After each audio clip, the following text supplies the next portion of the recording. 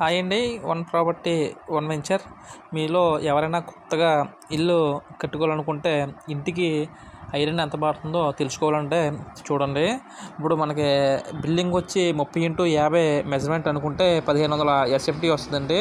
మనకి ఎస్ఎఫ్టీకి వచ్చి ఒక ఎస్ఎఫ్టీకి 4.5 అంటే 4.5 కేజీలు పడుతుందండి ఐరన్. 4.5 ఇంటూ 1500 చూసుకుంటే 6750 కేజీలు, అంటే యావరేజ్గా 7 టన్నుల ఐరన్ అయితే 30x50 మెజర్మెంట్ హౌస్కి అయితే 7 టన్నుల ఐరన్ అయితే పడుతుందండి. ఇప్పుడు మనకి ఇంటికి బైండింగ్ వరకు వచ్చి చూస్తున్నట్టయితే ఒక టన్నుకి వచ్చి 10 కేజీలు అయితే పడుతుందండి. 7 టన్నులకి వచ్చి 10 కేజీల బైండింగ్ వైర్ చూసుకుంటే 70 కేజీలు అవుతుంది. బైండింగ్ వైర్ మొత్తం వచ్చి మనకి 70 కేజీలు అయితే పడుతుందండి. ఇది మీలో ఎవరైనా తెలియకపోతే ఒక అవగాహన కొరకు తెలుసుకుంటారనండి.